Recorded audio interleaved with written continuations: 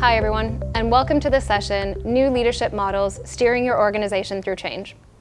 For those of you who did not join the UK keynote earlier, I'm Molly Dobson, Country Manager for Amazon Business UK and Ireland. I am very happy to be joined here today by Phil Lebrun, Director for Enterprise Strategy at Amazon Web Services. In the opening session earlier, we heard Nabil DeMarco, Director of Amazon Business EU, speaking about the accelerated digitalization of purchasing. And we've just heard how purchasing leaders from your countries are using technology to adapt and overcome challenges. Technology solutions have become a primary investment for procurement leaders, especially as supply chains grow longer, more integrated, and more complex. Much of the success procurement departments have enjoyed over the past several years, including their seat at the table in high-level strategy sessions, can be attributed to strategic technology investments. A 2021 survey of procurement leaders and CPOs by WBR Insights and sponsored by Amazon Business found that procurement teams have made advancements in their deployments of key technologies.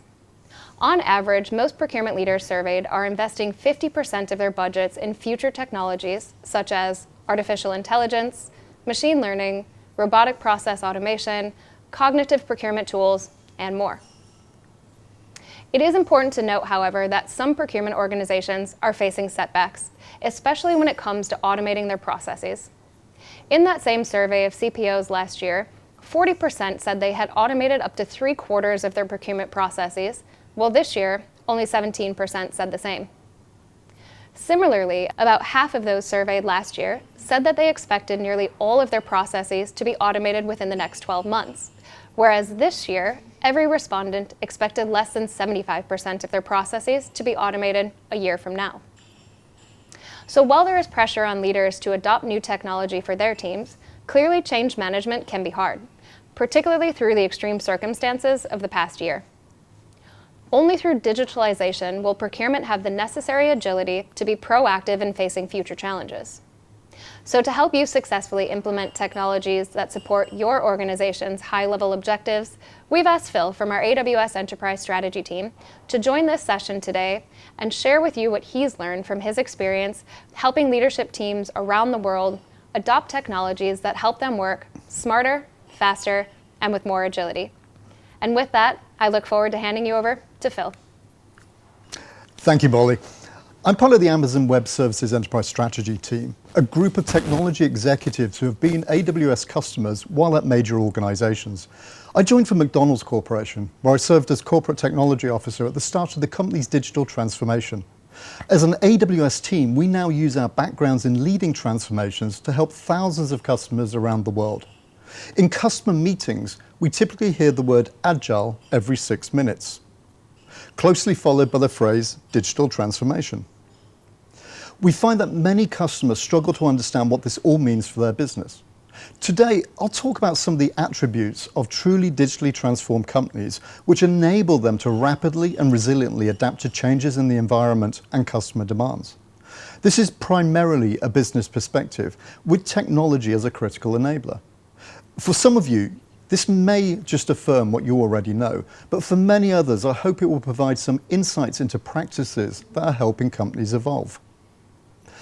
The excitement around the opportunities that transforming into a more agile organization can bring are tempered, though, by their success rates.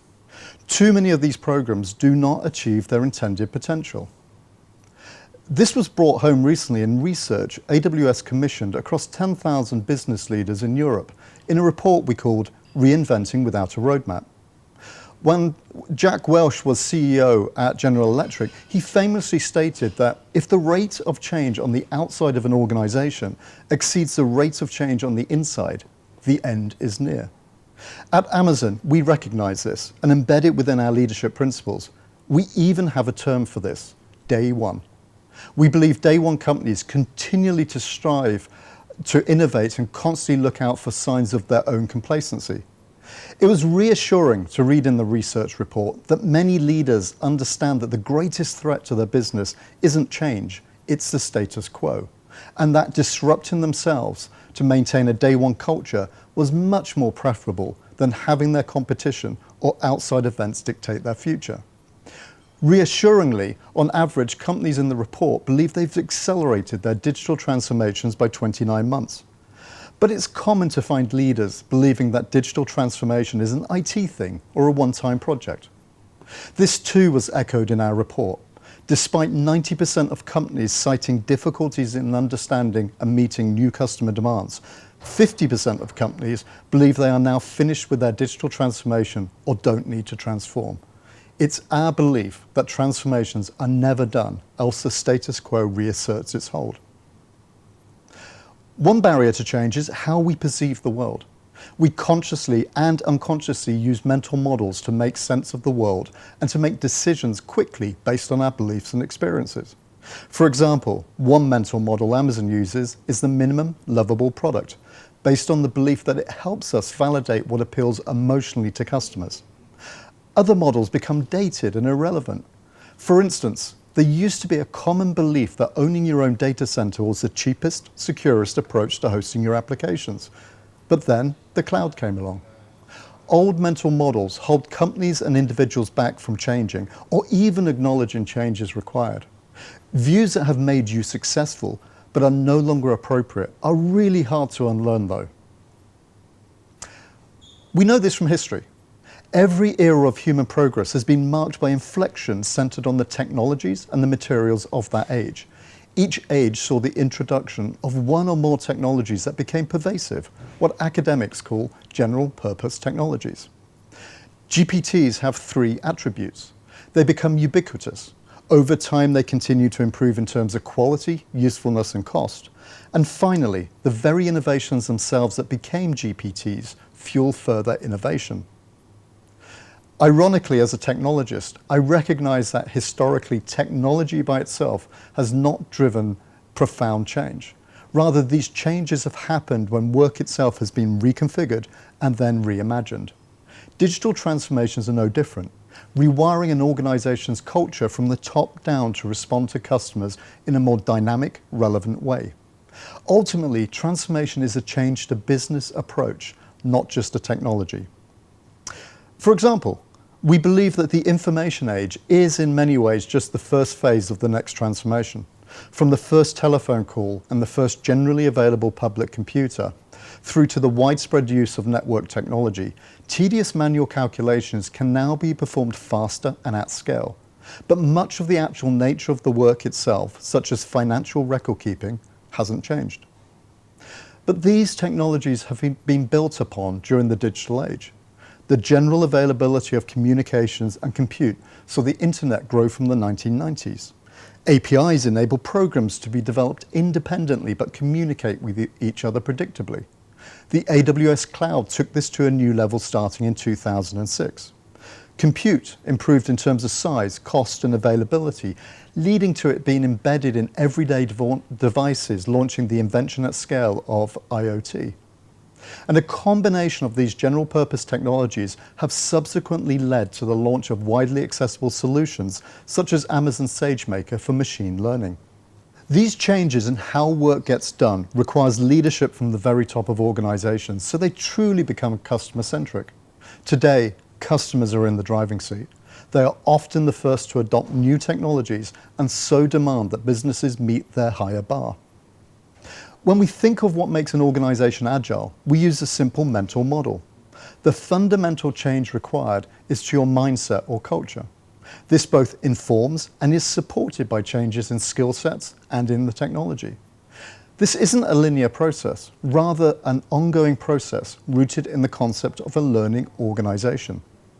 There are a number of attributes of an agile culture, including the use of autonomous teams, what we call two pizza teams in Amazon, the use of data to make decisions, and an explicit culture which acts as a unifying force for organizations.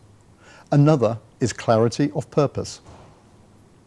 A company's purpose needs to be known to all employees and embraced by head and heart. It guides and inspires.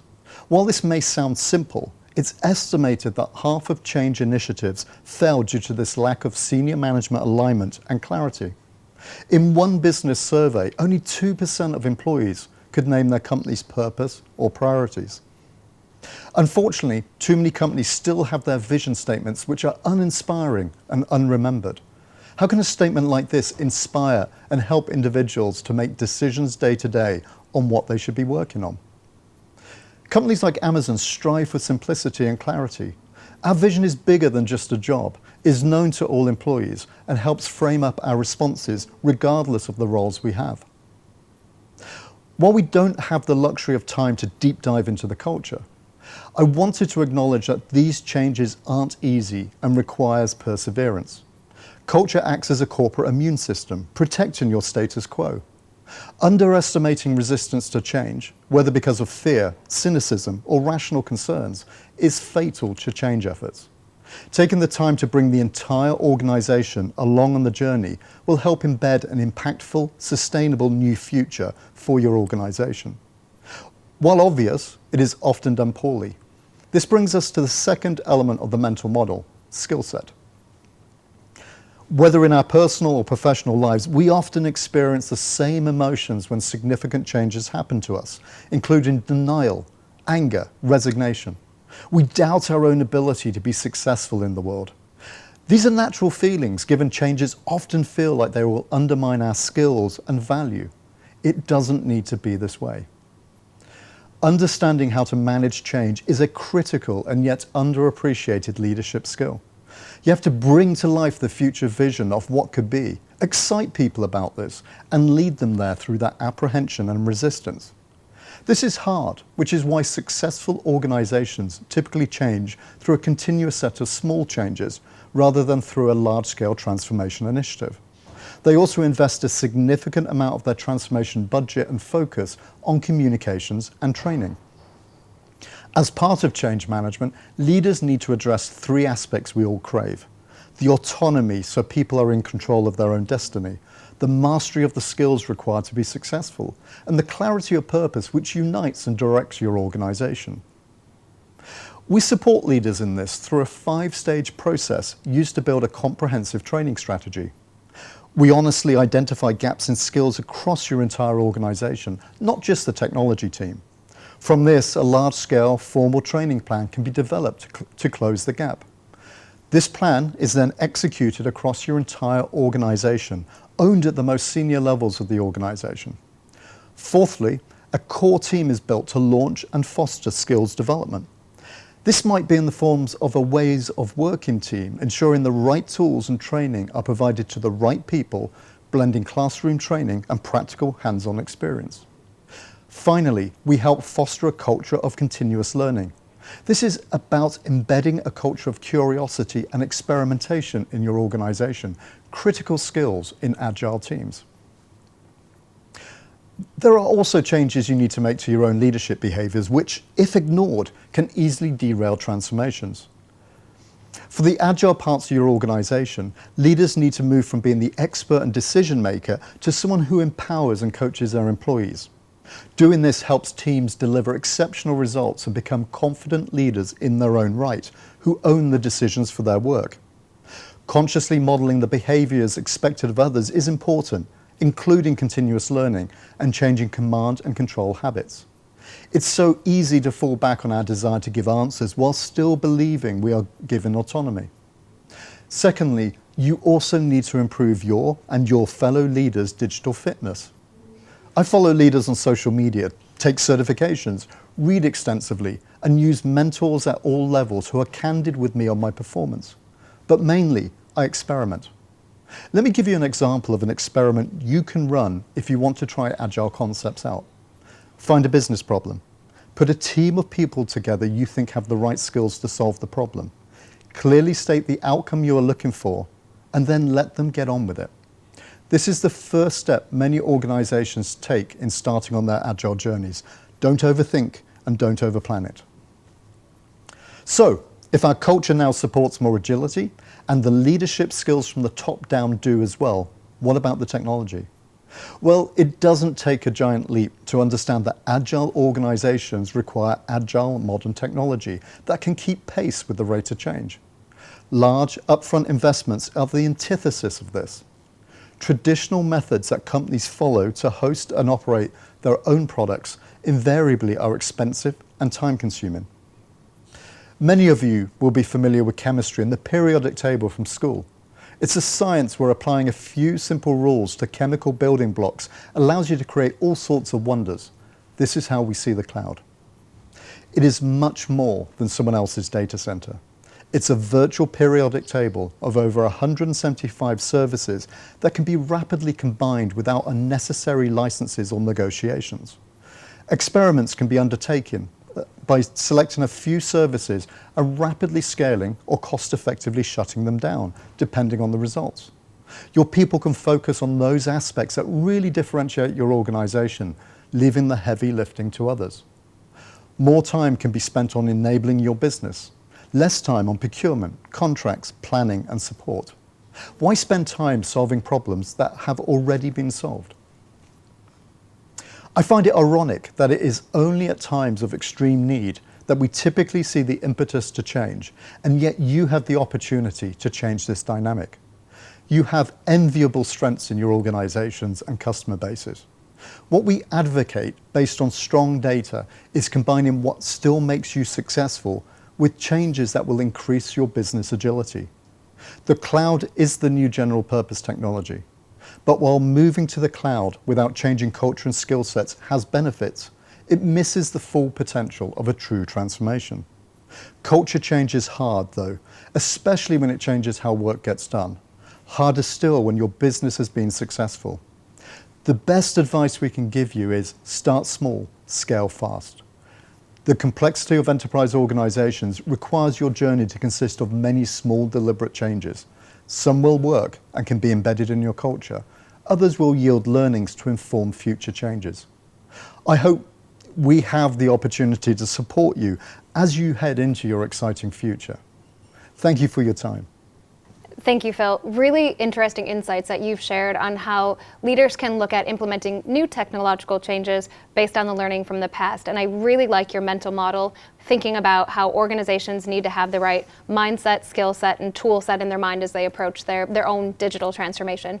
So we have quite a mix of procurement, finance, business leaders joining us today. So I wanted to ask a few questions where we could get a bit more advice and guidance from your personal experience.